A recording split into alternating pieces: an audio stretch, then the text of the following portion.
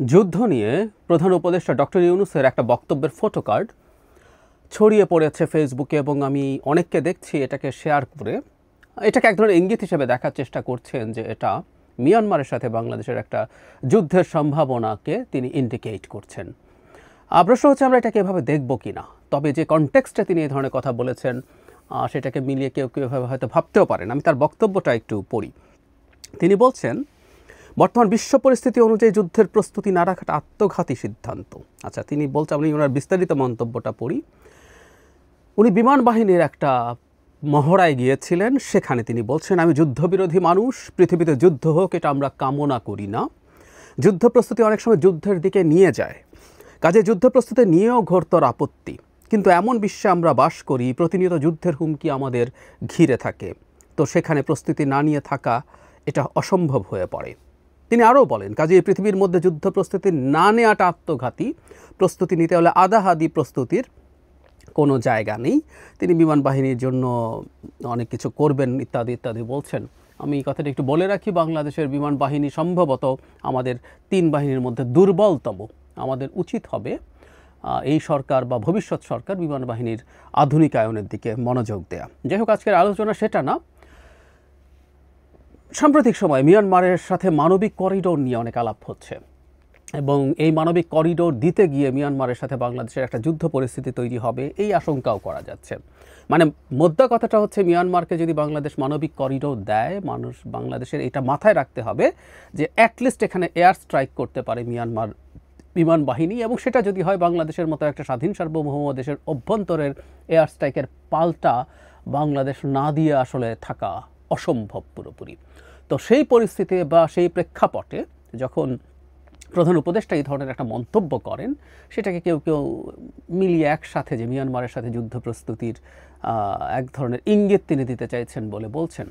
কিন্তু আমি ব্যক্তিগতভাবে মনে করি, আমরা যদি এভাবে খেয়াল করি, প্রধান উপদেষ্টা গেছেন একটা বাহিনীর মহড়ায়, বিমান বাহিনীর মহড়ায়, এবং সেই মহড়ায় তিনি যাবার পরে খুব স্বাভাবিকভাবে যুদ্ধের আলাপ আসবে। একটা কথা খুব সোজাসাপটা, আমরা যে কোনো বাহিনী, সেটা আমরা 3 বাহিনী, সেটা সেনাবাহিনী, বিমান বাহিনী বা নৌবাহিনী, আমরা আসলে রাখি, আমরা সেটাকে গ্রো করানোর চেষ্টা করি, জনবল বাড়াই, হার্ডওয়্যার বাড়াই, উদ্দেশ্য হচ্ছে যুদ্ধ করা। এরা যুদ্ধের বাহিনী, এরা পুলিশ নন। এই মুহূর্তে সেনাবাহিনী মাঠে আছেন পুলিশের দায়িত্ব নিয়ে, মূলত আসলে এইসব কাজের তাদের না, তাদের কাজ যুদ্ধ করা।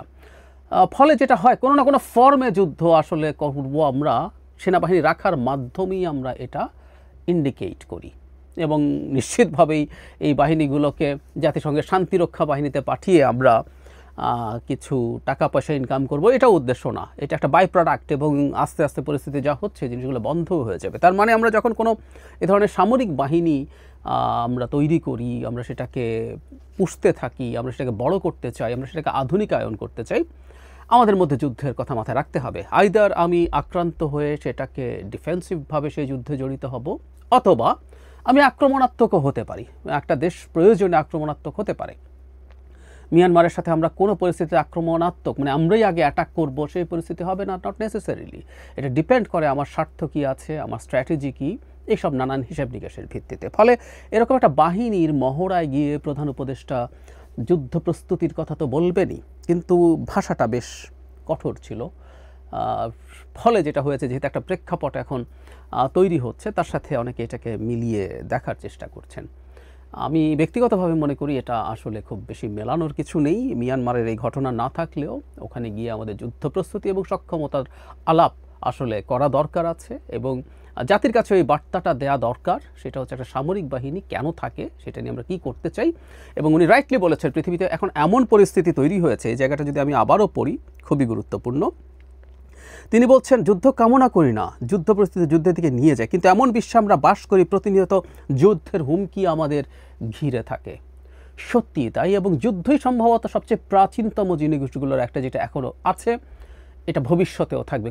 মানে কোনো না কোনো ফর্মের যুদ্ধ, যুদ্ধের ফর্ম পাল্টে গেছে, যুদ্ধের ধরন পাল্টে গেছে, কিন্তু কোনো না কোনো ফর্মের যুদ্ধ আসলে আছে। সেই আদিমকালেও যুদ্ধ আসলে ছিলই। সুতরাং কেউ যদি মনে করি পৃথিবীকে একটা যুদ্ধ মুক্ত পৃথিবী আমরা পেতে পারি, এটা ভুল।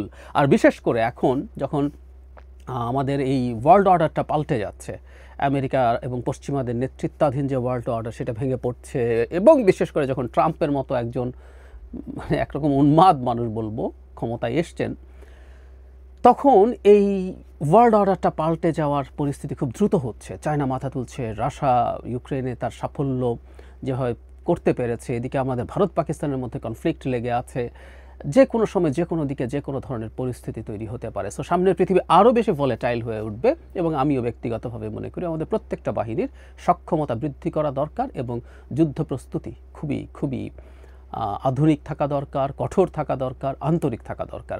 তাই আমি তার এই বক্তব্যকে মিয়ানমারের এই সাথে যে এক্সিস্টিং পরিস্থিতি আছে তার সাথে খুব বেশি মেলাতে চাই না। এটা একটা স্বতন্ত্র বক্তব্য হিসেবেই আমরা দেখব।